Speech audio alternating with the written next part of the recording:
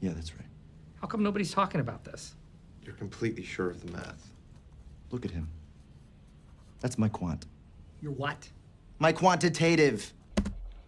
So, how do you do it? Well, that's why I have this. It's a definitive guide to getting into quant trading. And in this video, we're going to cover a portion of it. Everything right up until you hit that apply button for your first roll.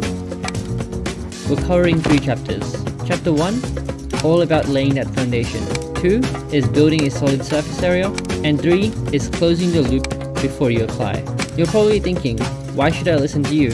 You can see more of that in my first video. Don't click off yet. I still need that retention, man. Let's go back to where it all started. February 2022. To give you some context, I'm in my first month of university and I'm constantly working on my coding skills. But I don't seem to have any exponential growth. That's when I discovered 2 resources. The first one, Harvard's CS50 course. It's completely free on YouTube and it's the best introduction course I've ever seen. Once I finished the course, I started doing data structures and algorithms in C. Wrote up everything from scratch.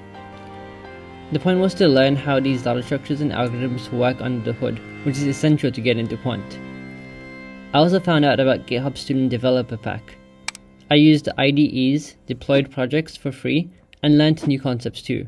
For those who want to be traders, you need to work on your maths, especially statistics, probability, and your quick math skills.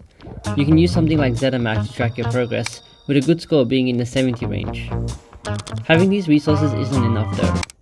One night I'm watching The Pursuit of Happiness, and I realized one thing. Chris Gardner, the main character, is obsessed with stockbroking. He thinks about it during the day, dreams about it at night, and tries every opportunity he can to progress in it. And that's the thing. You need to be obsessed with getting into quant, obsessed with building cool projects. That is the only way you can reach what they call being successful.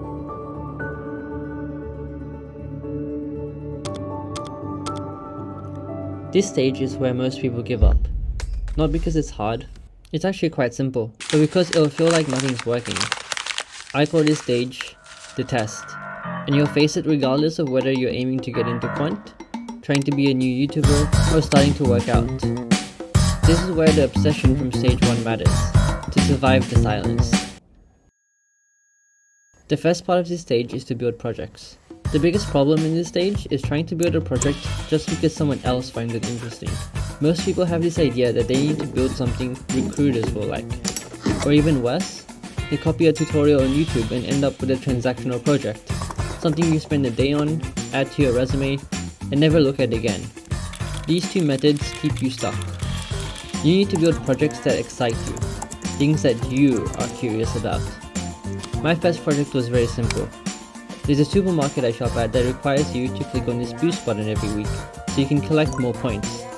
My first project was to automate boosting for points. I opened DevTools, tracked the network requests, figured out which one was boosting, replicated it in the code, and deployed it with a cron job to run weekly. Done. Maybe a few hundred lines of code at the most.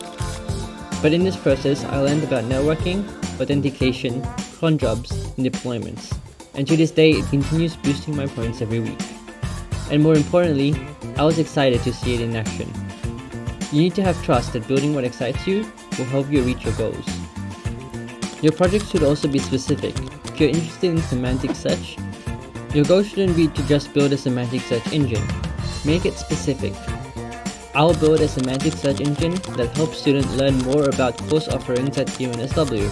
The last stage of building is something I recently learned as part of Season 5 of Nights and Weekends at BuildSpace. I used to build something cool, push it to my projects on GitHub, and that was it. I closed the loop there. The projects just sat on my GitHub, no feedback, no validation, no improvements.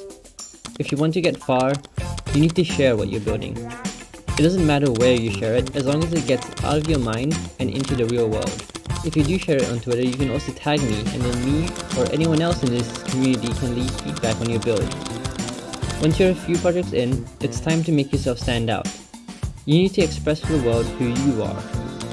I won't be able to tell you exactly how to do this, because it involves you expressing yourself. but I'll give you one example of what I did. I was a finalist at the Susquehanna Algothon competition. Everyone had a formal slide deck and deep dives into mathematical models they used to trade. I, on the other hand, made a meme presentation inspired by the YouTuber Benjamin, and it was a hit. And in future events, they remembered me because of my presentation. Your edge is you. Now that you've got a decent set of projects and built up some solid connections, it's time to package all of that into one page, the resume. Resumes are like YouTube videos. The top section gets all the attention, so any hook you have, make sure it's up the top. This means there's no fixed rules for layouts either. Put whatever section grabs the recruiter's attention the fastest up the top. Shipped an insane project? Put projects at the top. Got a strong internship? Put experience first. When writing dot points, follow the structure I covered in my resume video. I've linked it down below. Here's some general rules I'll always follow. Don't add a photo. Don't rank your skills. Demonstrate your skills through actual work, projects, internships, and competitions. Avoid fancy fonts. Keep it simple and readable. Use proper margins. Always export as a PDF. Now, while you're polishing the resume, it's also time to start prepping for interviews. Start off with Grind 75 and work through the whole list first. It's curated, focused, and well structured. Then move to LeetCode. Use the BFS approach. Do a few questions from each category, arrays, strings, trees, graphs, and so on, and then cycle through again. Interview prep is like weight training. You want to be consistent, not burning out. Do a set number of questions each day.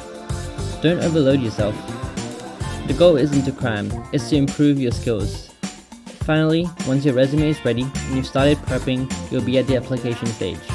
And that's where my next video will pick up, what to do once you click the apply button. So stay tuned.